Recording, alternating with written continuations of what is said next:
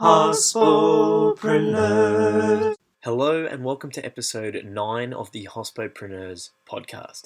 Today, Cameron Pirret shares his insights on bartending competitions, creativity, mentorship, and his world-class creative process after the Diplomatico competition. I hope you enjoy. Cheers. Welcome to the show, Cameron. Thanks for having me. Cheers. No worries, man.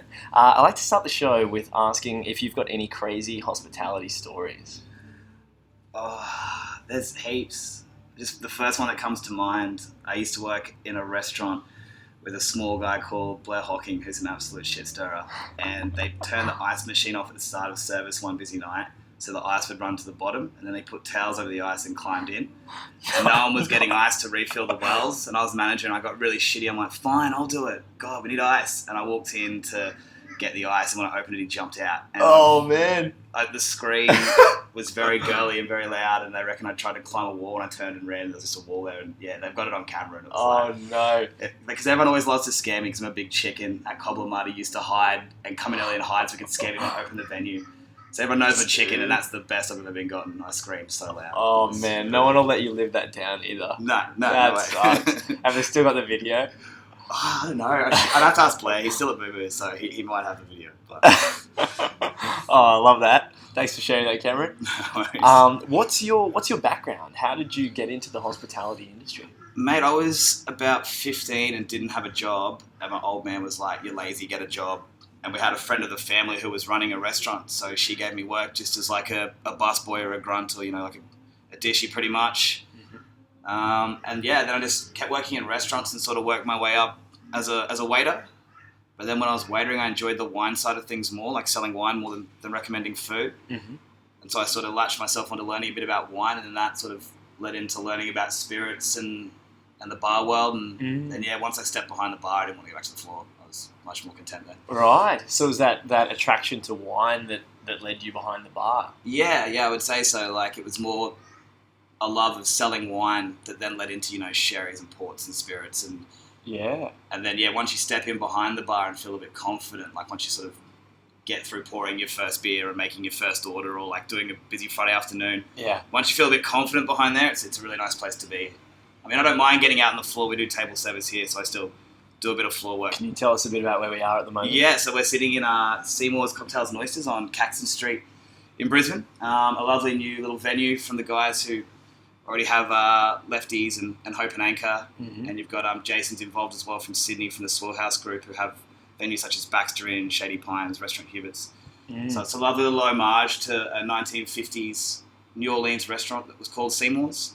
So it's brick and brass and red curtains. It's nice and quaint. We like to think you can kind of hide away a bit from Caxton Street here. It is a beautiful little bar. I only came in last week for the first time, and you've been open. How long have you been open now? Just on 6 months. 6 months, yeah. So sorry that I didn't make it in any earlier. That's okay. But I'm in now, and good to be back, and I love this place. So you guys are, it looks fantastic, and good to see you in here. Yeah, and, we're all enjoying it, man. It's a really good team, and kicking goals. I think we find so many people are still discovering us, so don't worry. There's a lot of people who are still just finding us now. That's good to know. It's harder as a hospo with the weekends off and the midnight trade too. So, but I'm looking forward to coming down more often. For sure. So you were talking about wine there before. Obviously, you've got a bit of a background in wine then, and your wine knowledge is would have exploded when you're like, oh my god, this is so interesting. I'm going to learn more about wine. And I think some of the better bartenders as well usually come with a pretty good wine knowledge. There's a lot of complexity of flavour in wine, and obviously the way it's described as well in terms of like fruits and spices and tannins and stuff. I think it is a good vehicle that most cocktail bartenders should have a bit of wine knowledge behind them. It really helps, especially when we start to move into like food pairing cocktails and food. Like usually what I'll do is think of what wine would pair with that food, because that's a little kind of, I find, a bit easier. And then you can extrapolate the flavours of that wine or what makes that wine go well with that food. I mean, there's different ways to do it, but I find that's a really successful way to food pair cocktails. Awesome. I do have a question for you later on food pairing, so I'll bring that up. That up again, so that's going to be good. What kept you in hospitality? What's kept you here? I think in the later stage, it's been the competition. Obviously, like, especially when you start competing and you get that hook, you want that win. So I think there was a bit of unfinished business on that side of things from my point of view for a while. I wanted to keep competing in a lot of stuff. Because you've entered a lot of competitions, and there are a lot of cocktail comps around. Yeah, heaps. How many have you won? None. None yet? Just gotta keep going for the win. As you know, I just got back from London. I competed in the Diplomatico World Tournament global final. Yep. And I came second there. So, I mean, I won. Congratulations Thank on you. second. Well, that is a massive achievement as well. So, I mean, I won Australia and I won my regional in the Asia Pacific region, but in terms of actually getting the whole W, I was so close yet so far. But, no complaints. Absolutely. No. And there was. So, what do you win when you? So, in these competitions, what are the sorts of things that you win? A lot of them are usually trips and experiences. So, like, for example, this year, if you won World Class, they took you to Johnny Walker to do the Johnny Walker experience. You got to make whiskey at Johnny Walker and, see Scotland and have a holiday. So, a lot of them are trips. Alex Spoon, who I work with, he won the Woodford competition. They took him to Kentucky and New York and showed him the distillery and some cool bars and stuff. This one was cool. This was my favourite prize. This was cold hard cash, no strings attached. That was nice. I got the credit card a bit, but that's good. But the winner, the global winner, Charlotte from Sweden, who was awesome. She is their global brand ambassador for the next 2 years. So oh wow, yeah, gets a job. It's pretty cool. That's pretty big. Yeah. So a lot of the comps sometimes will give you like Angostura as well. Gives you ambassadorship if you win. So, right. Yeah. So obviously the spirit labels put a lot of emphasis on your ability to make a cocktail before you can become a brand ambassador. Well, obviously, like most of these competitions, the drink is half the points. Like, you've got to be able to put together something tasty, and not just tasty, but something that really reflects the quality of the spirit. I mean, you taste a lot of good drinks at comps, but you ask yourself, could I have used any rum, or could I have used any whiskey? Like, can I tell it's their brand? I think the ones that you try that are really good is they're beautiful drinks by themselves, but you can still completely identify that brand spirit in there, which is also what they're looking for. These days it's kind of good. They like to see new and different and over-the-top things, but they're also looking for simplicity of ingredient as well, because there's no point in you making something that only you can make one time, one off. Like, we want to be able to replicate good drinks, Yeah. I think then the other half these days is personality and presentation. Like, at the end of the day, it's essentially the world final for me was the biggest job interview of my life. I had to convince 4 people that I should represent their brand for 2 years. Yeah. And obviously almost convinced them I should, but... Very close. Yeah, so I think it's not just the presentation, it's how you hold yourself when you go to the competitions. I mean, nerves are a natural part of it. Everyone gets nervous on that sort of big stage. I don't think anyone who said they weren't nervous would be probably lying to you, but I think you do have to rise above and use them or embrace them a bit. I think you do see people who it gets the better of them, and unfortunately, if that's you just got to practice, so you can overcome them. Because if you can't, that's going to be the sort of thing that's going to always hinder you from getting where you want to get to. So we've touched on brand ambassadors. Yes. Jamie, we had an episode with Jamie in episode 5, and I mentioned that in the last episode as well because it came up. But he mentioned competitions as well. Do you want to tell us just a little bit about what a competition what is? It usually entails? Yeah, what takes place? So basically, your brand ambassador, because we've talked about Jamie, we'll use him as the example. He's representing Diageo. For Diplomatico, it was Baronel's Emporium, which was Joey Tai. So Joey or Jamie, per se, will come into your bar or email your bar manager, or you'll see it on Facebook. They just put up, there's a competition. Usually, they'll let you know what they're looking for. It's usually a drink with like a recipe and a bit of a story. Most people want a story or an idea behind your drink. So they might say, hey, we're looking for like an after dinner drink, but set the mood for us, and you talk about a time where you went out after dinner to a bar, or you might have gone to a cafe, and you build your drink around a moment or a story or an idea. Hendrix they wanted something really different to do with awakening and rebirth. I think at the moment it is Patron. Their one is Patron Perfectionist, so they want something that you do that makes you a perfectionist, and they want that to shine through your drink. Okay. So Ella, my girlfriend, she was an art student, so she did something about art to do with like brush strokes and stuff like that for her entry last year. So once you get your idea and you drink together in your story, it's usually just as simple as like entering online. And then from all the entries they get, which are usually heaps, they'll pick a pool of people to represent at state level, usually, and have a state final. That'll be judged in state, and then the winners from each state, 1 or 2, will usually go to a national final. And then, because we're so removed from the world in Australia, distance-wise, usually Australian comps just kind of finish there. Mm-hmm. I think like Legacy and World Class and Diplomatico World Tournament. I'm sure there's others, but those are the big three that go on to go global. But yeah, and then usually if you win that, you're on a holiday or you get some prize. Mm-hmm. So it's good. I think to people looking to enter, I would say just enter everything, because if it literally is just an afternoon of sitting down, really thinking about a drink, making it, trying it, taking a photo of it, or writing your entry, whatever you've got to do on that entry form, whatever they're looking for. If it takes you a day or two, that's the easy part. And then when you get through to that state level, you can come back and really, really, really, really, really work on it. Make sure you've ironed out all the little kinks or things that might be wrong with it. Is it the same cocktail normally, or do you do a different cocktail in the next round? Normally it's the same. Diplomatico did a bit of a leapfrog thing where each round you had to make the one from the previous round plus a new one.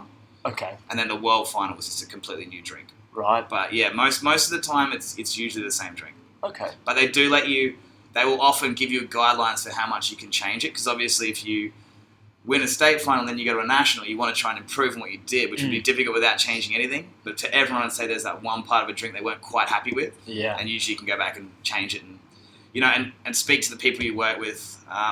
When we were at World Class, Paul Carmichael, who's the exec chef at Momofuku, gave some really good advice to all the competitors. He said 100% of drinks need 100% editing. And what he meant, quite simply, was they're all good, but they would all be better 100% if you sat someone you work with down and said, don't be my friend, be brutal, what do you think? He's like, there's every drink that someone would have been like, you need to fix that, or this can be better. Yeah. And so that's that stage. When you're entering, don't worry too much. Like, just get a good concept and a good drink down that sounds good on paper, that looks nice, that will work. Like, definitely make your drinks. It'll help you creatively. But don't stress too much at that stage. Mm-hmm. If you get accepted to compete at a national or a state or something, if you make that first pool, then you can come back and really that's when you got to start editing, like making sure it's on point. Awesome. So what was the task itself for Diplomatico? Diplomatico started with do an entry video. So not just have your drink and your story, but you have to send them a video of you making it, which wasn't too hard. They weren't too picky. I did mine on my phone and sent it through to Joey. Then they picked about 10 people from each state to compete at state level, which was a cobbler. Mm-hmm. I competed. I came third. It was the top two that made the national final. Hannah, the girl who won, was unfortunately overseas and couldn't fulfill her national commitment, so I got taken to nationals. There you go. And then that was, again, where I had to make the same drink again and then another new one, so 2 drinks, 2 days of competition. So I made a really, really good second drink, which I thought was really, really awesome. But I definitely went back and I edited that first drink. Because obviously if you don't win the state, you've got to compete again against the guy who made that drink already. So, took advice from the judges on board and I think, it was a lot better when I went to nationals. The drink was tastier. Yeah, right. So what was your final cocktail that you made? So the very final cocktail I made was using the Diplomatico Mantuano. What they've decided to do, which I really like, is rather than have the Añejo, the Reserva, and the Reserva Exclusiva in the range, all sitting pretty close in price point, they've kept the Reserva Exclusiva, which is awesome, as their premium back bar rum, and then they've brought in the Mantuano, which is a little lighter. It has a little more column, still distillate in it. Without getting too technical, it's just making a lighter spirit that's more mixable. So it's really lovely. So I wanted to just do a really classic stir down, something along the lines of like an El Presidente, with a bit of vermouth and curacao. So I just did, instead of vermouth, I got Pinot Charentes, which is a wine, not a wine, it's a grape juice essentially fortified with spirit. So it's not quite as heavy as like a wine. It still has some of that like acidic sharpness to it, and like also with the honey sweetness, it's nice. So I did that and infused it with a little bit of pineapple. Yep. And then I just did a coffee and blood orange bitters, which was just Campari infused with a little bit of coffee, and then just made an orange syrup, and I just stirred it down. And what was that called in the end? We called it the Delight of Discovery, because again, my story was about discovery and about the first time I tried Diplomatico and about how our whole journey in hospitality is usually about discovery. Like when you learn something, I think, or as I said, I think you find when you learn something, it's not so much how cool learning that new thing is, it's how much you realize you don't still yet know, and then you're like, cool, I want to keep learning stuff because that was awesome to learn that thing, to tick that box.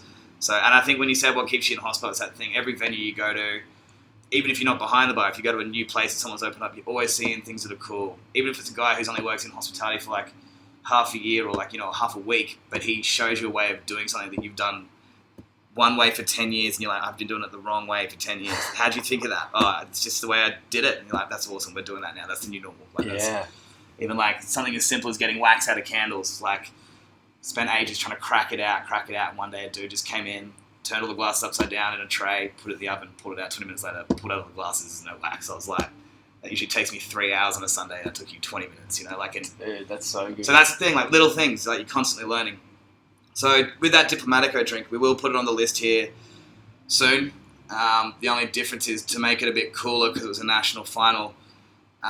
A cool trick I learned from Eddie Quartermaster from Maker was like, rather than try and change the texture of the drink itself when doing a stir down, why don't you change the texture of your glassware? So we got beeswax and heated it up and infused it with coconut and then dipped the top end of the martini glass in it. So the drink was served in a wax wash glass rather than wax washing the drink, which was really cool. So that's awesome. Yeah, it looked pretty nice. Oh man. So thanks for there's an incredible amount of wisdom there on competitions, on learning, exploring. There's a couple of things that are going to come up of that ilk soon. The next question I have is about your creative process for developing drinks. So how do you go about creating cocktails? I would say there's two ends to the spectrum and you've got to start at one and work to the other. I see people starting with two ideas and trying to join them when they don't really fit. So what I'm talking about is you either have to start by making the drink first and then fitting that to your story, to your narrative about the drink, or you start with the narrative and then from that you flesh out ideas about ingredients and style of serve. And so what I'll say is sometimes people come up with this awesome drink and this awesome story, but they come up with them separately and they try and merge them back together and it just doesn't fit. It's a bit clunky. So I usually like to start with the story. So I start with an idea and then from that I work that idea into a drink. So like when they had the group serve challenge, for example, at World Class, I decided I wanted to do like a sangria group serve. It had a story of a volcano and stuff, and then from there I worked back to the drink. And so I'm like, cool, I'm making a sangria. How did you come up with that story? Like that you just developed, that's just appeared? Literally, like if you're creatively stuck, at the end of the night when you're closing your bar, have some beers with the people you work with and just flesh out ideas. No idea is too stupid or too undoable. Like if someone says it won't work, be like, why won't it work? Why can't we make it work? And you'll probably come up with 10 ideas and everyone will shoot down 9 of them. That's cool. But there'll be one everyone's like, hey, that's kind of cool. That's kind of cool. Like you just kind of have to think a bit out of the box and just give yourself time to be creative. Like it mightn't be when you're busy organising things for your bar or for your restaurant or whatever you're doing. It might be you have to just go and chill out with someone and just talk it out, think about it. Say to people, I don't have an idea. Like, do you have anything? And like, it's always got to be a collaborative process. Like there's no shame in having someone else give you an idea. Like if you're telling me you're stuck with something and you've kind of got an idea and we talk about it, then you have an awesome idea. It doesn't make it any less your idea. Like anyone who thinks that like getting help from people is making it not theirs is not right. Like it's the more collaborative you are, the better. And if you don't think you have the people around you where you work, like if you're that guy and you're not getting help from the others, that's not a problem. You can always go to other bars, pull up a stool, have a chat to the bartender. Like this industry, and particularly in Brisbane, everyone is really open to helping each other. No one's ever like, it's not my problem, not my business, you sort it out. So it is hard to like, how do you come up with an idea? I think just have heaps of them. And you know what? You probably will have a few crappy ones and just ask people and you'll get to a point, like you'll know too, like that sometimes I'll tell people what I'm thinking of doing. No one really says anything because they're trying to be polite or something. And then you like bid that idea and you come back and you're like, actually I've got another idea. And they're like, oh good, because I thought the other one was crappy. Like, why don't you say something? I'm like, you could tell I didn't like it, like. So yeah, make sure people are excited about what you're doing. Like, or they say that it's good. People mightn't always tell you that it's bad because they're being polite. But if no one says it's good, trust me, it's bad. So yeah, I think just have a lot of ideas. Once you get that story, then you can just flesh out ingredients from it. Like, I remember years ago, they had an idea of like Wonders of the World was the theme, so I went to all the countries that had one of the 8 wonders of the world, or 7 wonders of the world, and then picked an ingredient from each of those countries and tried to. Then you had probably too many for a cocktail, so try to collate them into different, add them together and make a drink. So Diplomatico, I'm not going to lie, I did it the other way around. I started with the drink because I knew I wanted to make a simple, classic. Maybe is that because they say you have to use? It's because we had to use a particular brand of rum. Yeah. So I think when you've got more scope in competitions where you're allowed to use, when you do have more scope in terms of the spirit you can use, not a bad idea to leave the spirit you use to almost last. Like, pick the idea, pick the flavours, and then if you've got a broad category of spirits, right at the end, look at the drink you've got and then just say, hey, which spirit's going to go in there really well? And then right at the end, do I need to edit it a bit for that spirit? Maybe I do, maybe I don't. You know, like, a lot of times, particularly in the world-class arena, a lot of times I won't think about what spirit I'm using. I'll just think of the idea, make the drink, and leave the spirit blank. And then at the end, when I get to it, I'm like, all right, well, what spirit have they got that's going to work beautifully in there? Cool, that fits in there, except that ingredient would be better if it was this for that drink. And then there you are. I think also competitions where they ask you, where they give you the story they want, like create a moment around or do a memory around. You already got your story. Yeah. So, you know, like, they've kind of already hinted at the story they want, and you just kind of got to be a bit creative with it. I think one of the cool things Jamie told me is, like, I love when people do things inside the box, but they're just, like, they tick all the criteria that they're looking for, but it's just so left field. You're like, oh, how did you think of it that way? Like, which is hard. Like, you can't just, as I said, you can't just come up with those ideas, but if you get those ideas first and then tease it out and then worry about the spirit kind of at the end.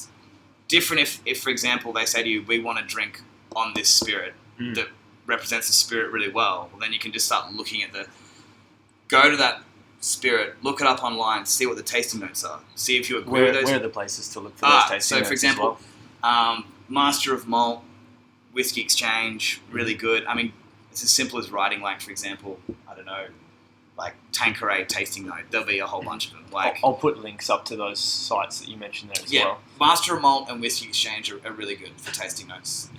They often give like a little description of the distillery and stuff as well. But yeah, don't just take their notes for granted. Make sure you agree with them.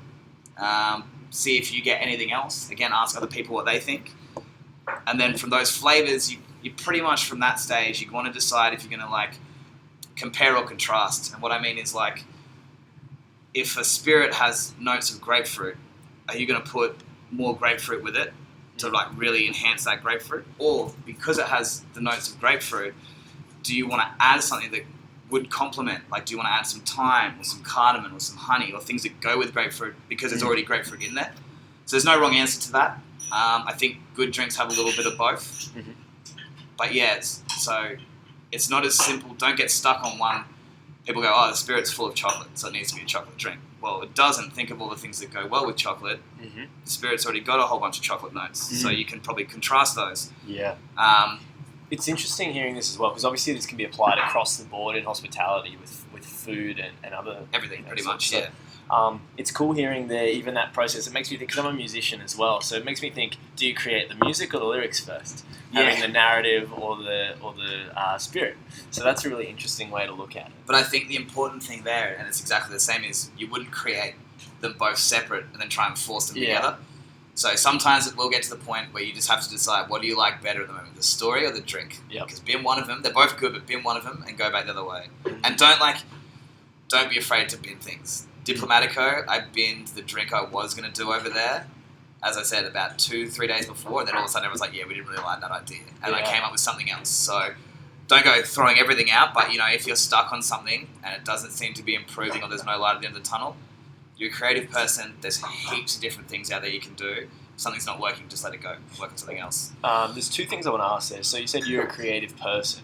Do you think everyone's inherently creative? Because I believe everyone's inherently creative. I honestly do. And especially in this industry, I honestly do. Like, people are like, I don't know how to make drinks. I'm like, of course you do. If you're working on a Saturday night and someone comes up, and who cares if they say they want a vodka sweet fruity, like, who cares if it's like the most basic bitch drink, sorry to be like that, but who cares? You're still putting it together for someone based on what they're asking for you. Like competing essentially is the extrapolated version of serving a picky customer.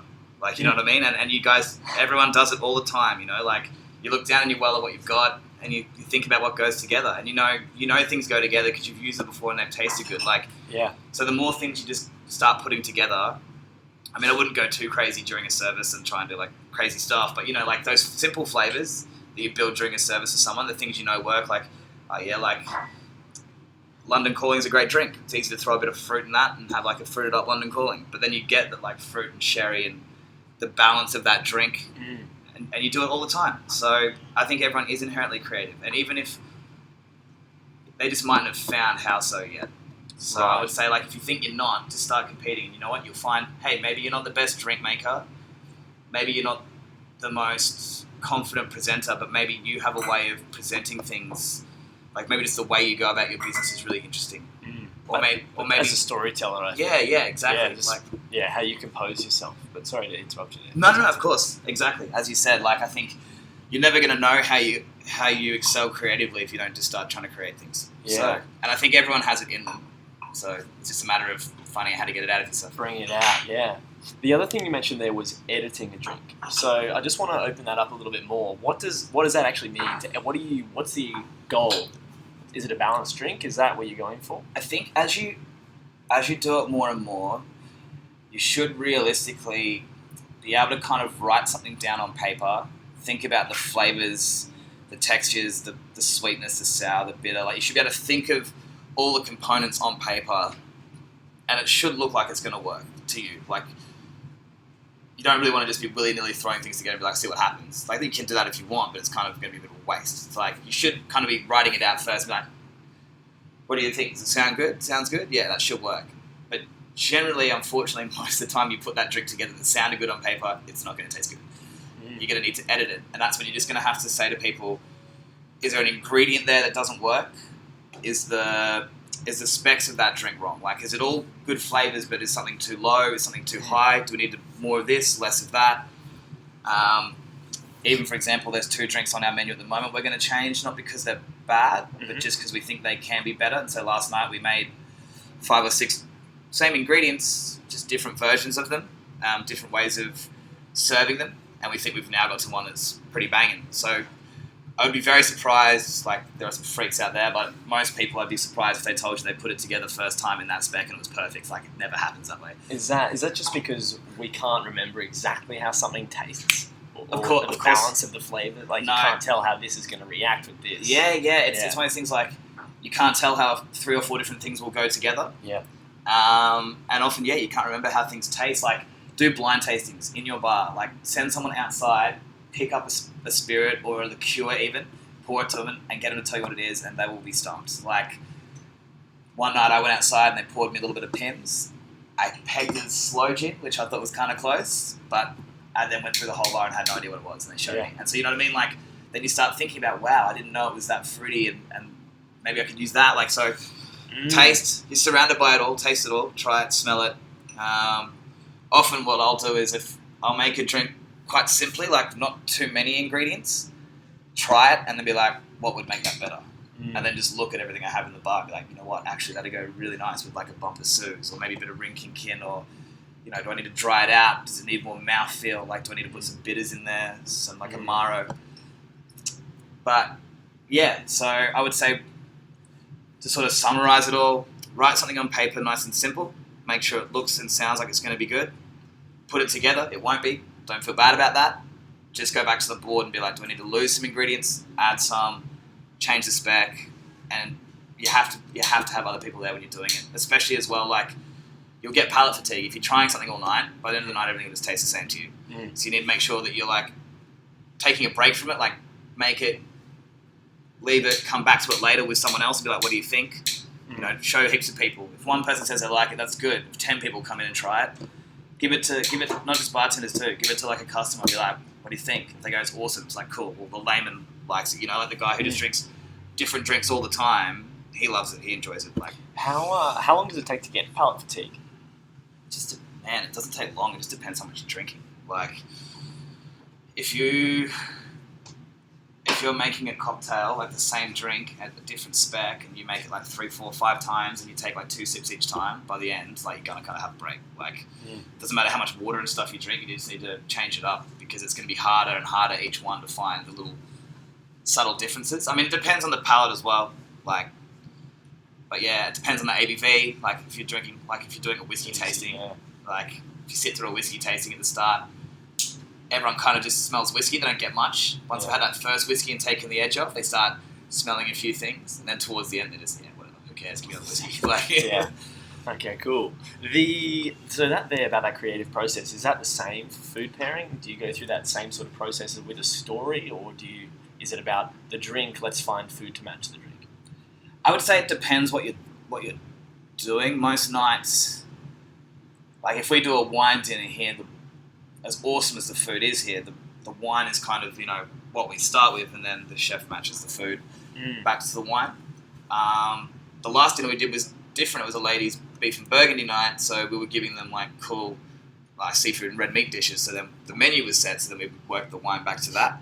So again, I would say you kind of have to have a starting point, and it doesn't matter if it's different for each course, but you want to either pick the food and then match the cocktail to it, or pick the cocktail and then match the food to it. You can go either way. I think people will get lost if you're trying to do both at the same time.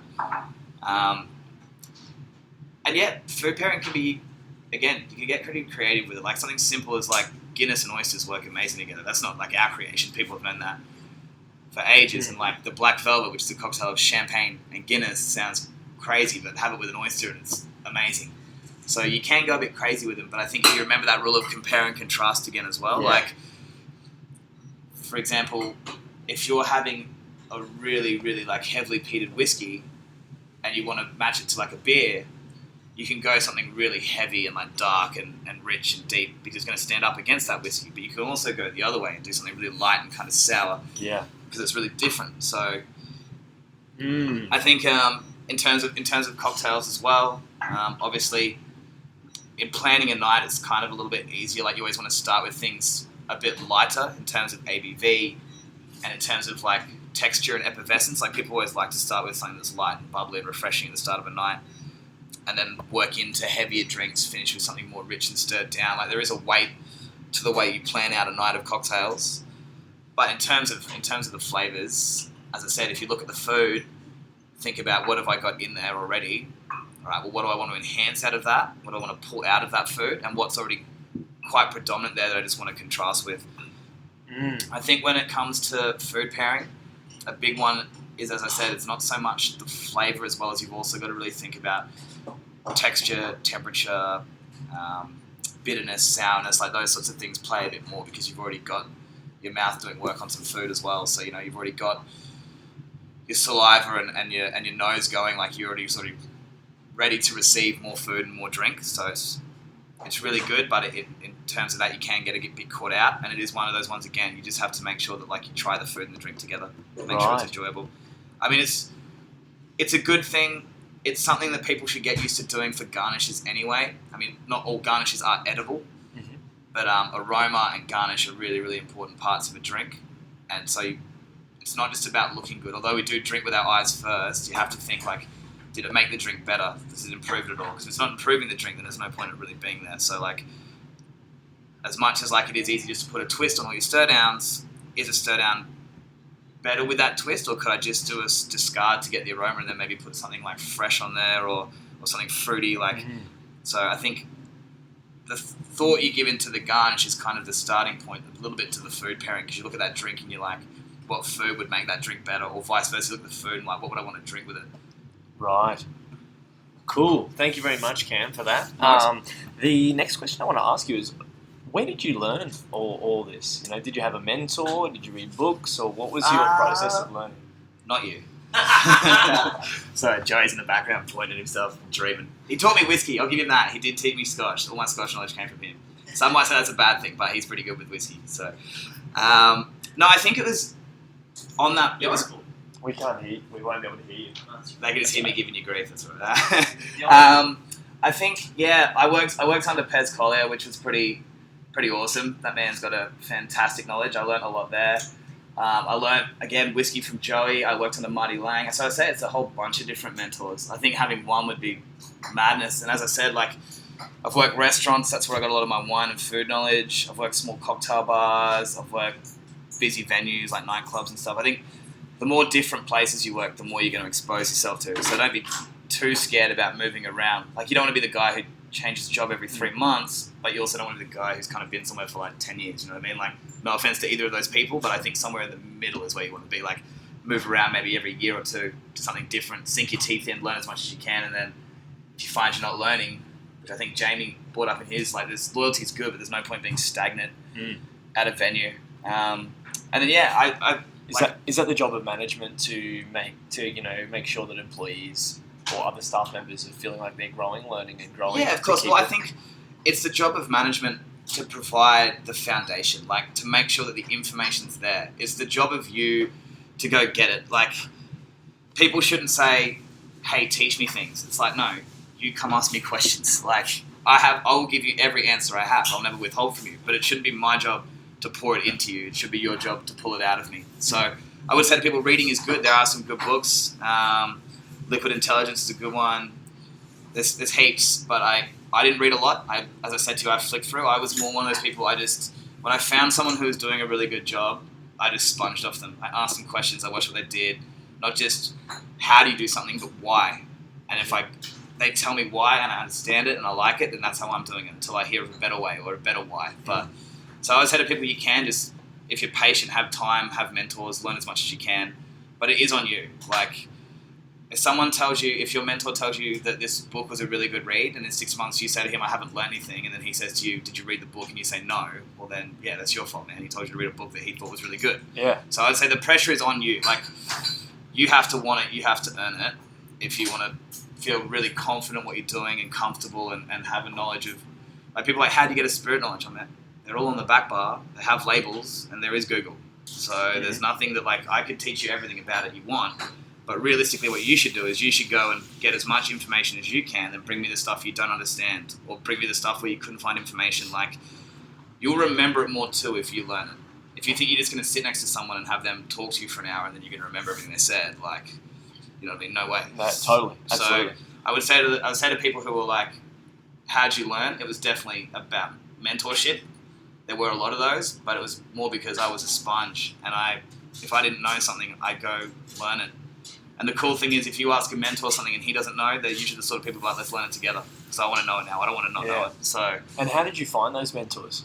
The type of bar is important. Like, if you want to learn about whiskey, you need to work in a whiskey bar. You know what I mean? Like, there's no point being like, I want to have an awesome Scotch knowledge. It's like, cool, we'll pack up shop and go work at Gresham, go work at Cobbler, go work at Savile Row, come work at Seymour's, go interstate, go work at Boilermaker House or Whiskey and Element. Like, you know, there's probably, I would say, or Baxter Inn. Like, there's a good 10 bars in the country that have somewhere in the range of like 500 plus scotches. If you want to learn Scotch, go work there. Yeah. If you want to learn cocktails, go to a cocktail bar that does heaps of cocktails. If you want to learn wine, go somewhere that has 800 wines and a sommelier. You know what I mean? Like, you've got to put yourself in the environment to learn those things. And again, ask those people, what should I be reading? What did you read? Or, you know, what should I be doing? Like, what should I be tasting? Like, what should I be drinking? Like, unfortunately, it's one of those things, if you want to learn Scotch, but you don't enjoy drinking Scotch, you're never going to know a lot about it. To be honest with you, you've got to drink a lot of Scotch. Like, it's not the worst thing ever, but... Sounds terrible. Terrible. But, like, you know, I got an alright tequila knowledge, but that is from working in a tequila bar.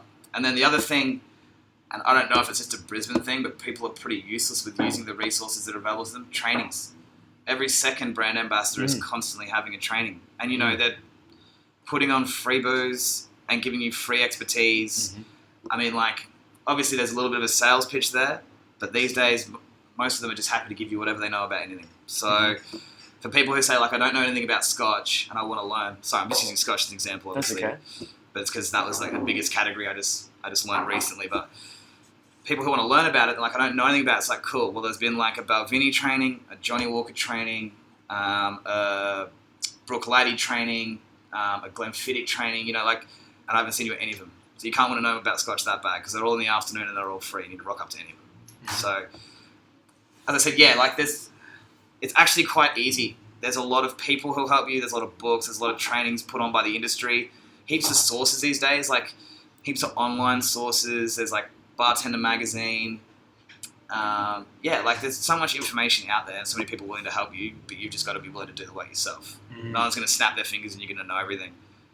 And it's not a race as well. Like, you see a lot of people, like, they just started, they're like in their first bar gig and like, I want to be awesome at cocktails. It's like, just take it from the bottom. Be awesome at like beer and service and wine and basics, and understand what ice does. What's the difference between sizes of ice? Like, why do I put a napkin down before I serve someone? Like, why do we light this candle? Like, just all the basics. Like, the cocktail thing will come. You will get good at, by working in a cocktail bar and making cocktails, you will naturally become better at making cocktails. I think people these days are a little bit trying to force their hand on it. But it's like, just slow down and make sure you're doing everything correctly, not just the cocktail. Like, winning a comp, like, there will be people who I would say are probably not as proficient a bartender as I am, but have won competitions. There are also people who will be far, far, far more proficient bartenders who haven't even entered or won competitions, because it's about the whole package. And I think if you just try and focus too much on the cocktail making, which is really cool and exciting and awesome, and you leave the rest behind, you'll never be probably confident and comfortable enough in your bar environment to just let your creative juices flow. Like you said, it's hard to be creative. Well, I think if your bar is really organized and you're set up that everything is perfectly ready for a service, that all you have to do that night is talk to customers and make drinks, then of course you're going to have more time to be creative. You're going to get to have a chat to them. If you're running around because your mise en place or your setup's not right, or you're not very quick at pouring beer or pouring wine, or you can't open corks properly, like, if your whole package is good, it will free you up more time, and the cocktail thing, it will happen. Like, it's not a race.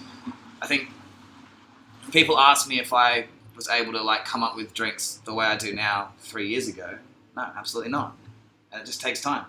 And it didn't ever bother me that people were much better at making cocktails than me. I just went and worked under them and watched what they did, and as I said, sponged off them. But I never forgot about all the other little important things. Because the little things add up. They add up. And like, everyone should, doesn't matter what your position in a company, like, you should always polish your glass, you should always mop a bathroom, like, you should do every aspect of your venue and do it well. Well, it's an ecosystem. That's the way I think about it, is everything in the venue works to eventually make it operate, in any business. Exactly. And I mean, drinking is situational as well, like, if I'm in an outdoor, like, beer garden in the heat, yeah, man, I want to chug a beer for sure. But if it's cold and winter and I'm in like a nice warm candlelit venue, then yeah, I'll try like a blazer or an Irish coffee or a stirred down drink, a Sazerac or something, like, so your venue will help you make better or help people enjoy drinks more. If your venue's looking nice and people are comfortable,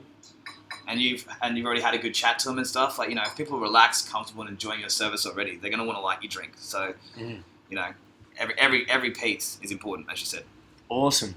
Well, thank you very much, Cam, for being on the show today. I think I'll wrap it up there. You've answered basically all the questions that I had there. Or maybe one last one, actually. Yeah, okay, for sure. What advice do you have for anyone with a passion for the industry who maybe isn't in the industry listening to the podcast? Who has potential for passion for the industry? Because I said passion for the industry, who might be interested in hospitality but isn't in it.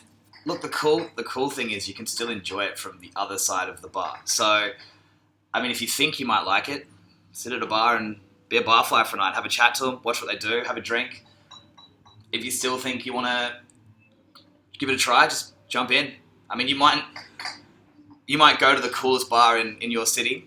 You probably won't get to start there with no experience. So don't be discouraged. As I said, you might have to just work your way up and do all the little things first. Like, as I said, I started as a busboy, then was a glassy, then was a cellarman, then behind the bar, then as a waiter. Like, I've done all the jobs, because you can't just walk up to like the best restaurant in your state and say, hey, cool, I'm going to start in the big section on Friday night and make heaps of tips and be an awesome waiter because I'm really personable. It's like, it doesn't work that way. You've got to do the cafe job first, then the other restaurant, then... So, you are going to have to work your way up. You might get lucky. Some people jump the steps pretty quickly, but just dive in. I mean, if you want to work in a really cool bar, just go to your local watering hole where you know the guys, like, hey, can I do a Rockstar on the weekend? Or can I polish some glasses? Or, do a glassy shift. And it's like, that's not the Rockstar's bartending of all time, being a glassy at a pub, but it's a start. And just dive in and, always be looking to move up that ladder to where you want to be. But just because you can't start there, don't be discouraged. I'd say just dive in with both feet wherever you can start and then work your way from there. Awesome. Thank you very much, Cam. Thanks for being on the show, dude. Absolute pleasure. It was fantastic to interview you, and looking forward to having a chat with you again soon. Yeah, awesome. Hope you enjoyed it. Cheers. Thank you very much, guys, for listening. And that is episode 9 with Cameron Pirret. So thank you very much. And if you enjoyed this show today, please like, subscribe, share on iTunes and also the Libsyn website. I'll put any of the links that came up with Cam today up in the description. And I'm looking forward to speaking with you again soon. Cheers.